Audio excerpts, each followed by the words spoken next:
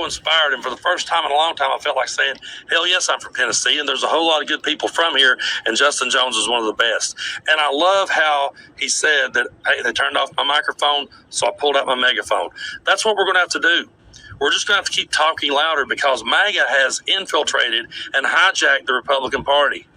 And they're loud and they're obnoxious, and they're going to continue to be loud and obnoxious. So we have to get our megaphones and we have to talk louder. And one point I want to circle back to here is growing up in the South and what it's like. I know a lot of people look to states like Tennessee and they say to themselves, man, how did the Republican Party manage to get people in Tennessee to vote against their own interests? Well, growing up here, you're taught to believe in God right out of the gate, and you're took to church every Sunday. You have family members who served in different wars, who served in the military, and you're taught to have great respect for the flag. You're took hunting on weekends and fishing. You grow up on the lake and in the mountains, and you're shooting guns at a very young age. And you are taught that the Confederacy is all part of your heritage. It's not about hatred.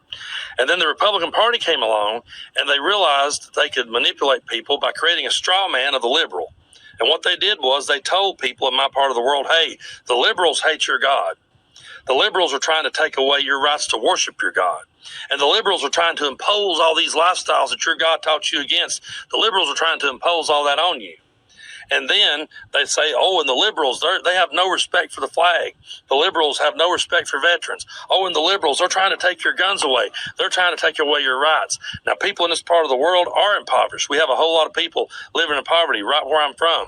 I could drive you by homes that any reasonable person would think was abandoned. But there's still people living in it. There's still people struggling, still people working every day hard to get by and still living in poverty. There's people that are working 40 hours a week, 50 hours a week, and still needing government assistance just to get through.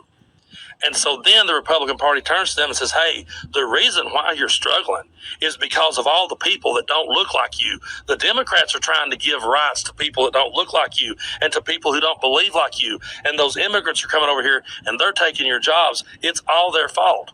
What the Republican Party has done is absolutely mastered the straw man argument. They've built up this straw man liberal and they've tore it down. And it's caused a whole lot of people in my part of the world to go, well, I don't want no part of that. And I can see where people could get sucked into it. Luckily for me, I had an uncle and a mom and a dad who raised me and taught me how to tell when people are talking down to me and when people are exploiting our heritage, when people are exploiting where we come from, when people are exploiting who we are. And that's what the Republican Party did. And as long as I have a megaphone, I will always be pointing that out, that they built up a straw man and they convinced a lot of people in this part of the world to vote against their own interests. And it's sad.